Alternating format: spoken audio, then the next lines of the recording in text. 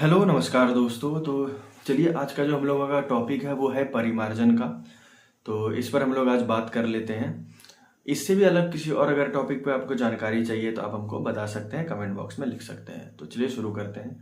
तो देखिए, परिमार्जन एक ऐसा पोर्टल है, बिहार सरकार के द्वारा ये पोर्टल को उपलब्ध करवाया गया है सामान्य नागरिकों के लिए, सामान्य रैयतों के लिए।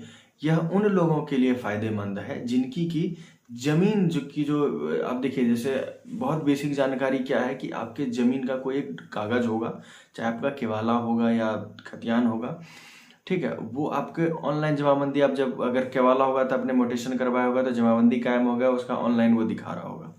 या खतियान है तो उसका एक रजिस्टर टू डिटेल ऑनलाइन दिखा रहा होगा। तो दोनों केसेस में जो ऑनलाइन में जो आपका जमाबंदी दिखा रहा है पहले से, तो परिमार्जन में हम एक चीज ये बताना चाहेंगे कि एक चीज है कि जो होना मस्ट है, वो जरूरी है कि वो है, तभी परिमार्जन आप यूज कर सकते हैं। तो उसके लिए है कि आपकी जो जमाबंदी है, आपका जो जमीन का विवरण है वो ऑनलाइन दिखना चाहिए। ऐसा नहीं हो कि आपका जमीन ऑनलाइन नहीं दिख रहा है, तब आप परिमार्जन यूज नहीं कर सकते हैं। परिमार्जन को यूज करने के लिए आपके जमाबंदी को ऑनलाइन दिखना आवश्यक है।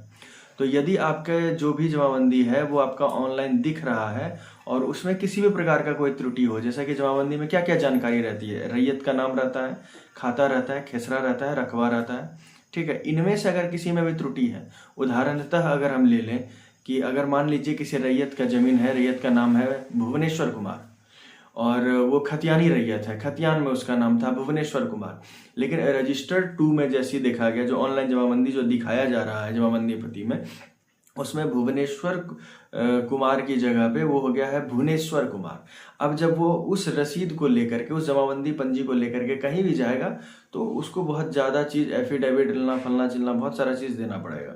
तो उससे बचने के लिए वो क्या करेगा कि उस परिमार्जन पोर्टल के तहत भुवनेश्वर को भुवनेश्वर बनाने के लिए आवेदन कर देगा कि मेरा जो है नाम भुवनेश्वर नहीं है, मेरा भुवनेश्वर नाम है।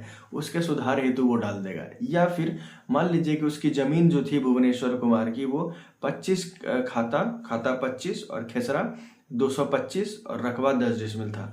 अब खाता में 25 की जगह वहां 52 लिखा हुआ है, या 25 की जगह 25 के अलावा कोई और संख्या लिखी हुई है, तब भी त्रुटि हो गया। खेसरा 225 होना था, 225 की जगह 224 लिखा हुआ है, तब भी त्रुटि हो गया। रकबा में भी अंतर आ गया, मतलब मान लीजिए किसी किसी का तो 0 दिखा देता है, किसी का बहुत ज्यादा दिखा देता है। तो किसी भी प्रकार का अगर त्रुटि है जो ऑनलाइन जमाबंदी आपका दिखा रहा है, तो उसमें अगर आपको सुधार कराना है तो आपको परिमार्जन पोर्टल का इस्तेमाल करना है, जो कि आप देख सकते हैं। अगर आप गूगल पर सर्च कीजिएगा बिहार भूमि, और पहला लिंक जो मिलेगा उसको जैसे ही आप टच कीजिएगा तो आपको बहुत सारे वहाँ पे बटन्स दिख जाएंगे, उसमें से परिमार्जन का दिखेगा। वहाँ पर जा करके अपना क्या बोलते हैं, जिला, हल्का, अंचल, ऐसे करके आप सेलेक्ट करके कौन सा खाता, कौन सा खेसरा, क्या सुधार करवाना है, और एवं उससे संबंधित जो दस्तावेज है, याद रखिएगा बिना दस्तावेज का वो चीज़ नहीं होता है। तो वो करके आप अप्लाई करिएगा, अंचल के द्वारा जो रहेगा, अंचलाधिकारी के द्वारा उस चीज़ का सुधार कर दिया जाएगा अगर वो सही होगा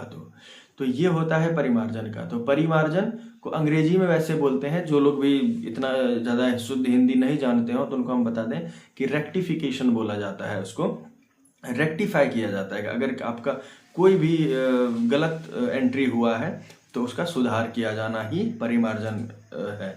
लेकिन इसमें एक चीज, आवश्यक चीज क्या है कि आपकी जो जमाबंदी है वो ऑनलाइन आपको दिखनी चाहिए, ऑनलाइन आपका होना चाहिए। अगर आपकी जमाबंदी ऑनलाइन नहीं दिख रही है, मतलब कि आप डिटेल जैसी भरते हैं तो वहाँ ऑनलाइन जमाबंदी नहीं शो करता है, तब आपके लिए परिमार्जन नहीं है, तब आपके लिए परिमार्जन प्लस है। कभी किसी दिन हम परिमार्जन प्लस वाले चीज पर भी बात करेंगे, लेकिन आज के लिए इतनी ही जानकारी थी। तो आई होप कि आपको समझ आया होगा। मिलता है किसी अगले वीडियो में, तब तक के लिए जय भारत, जय हिंद।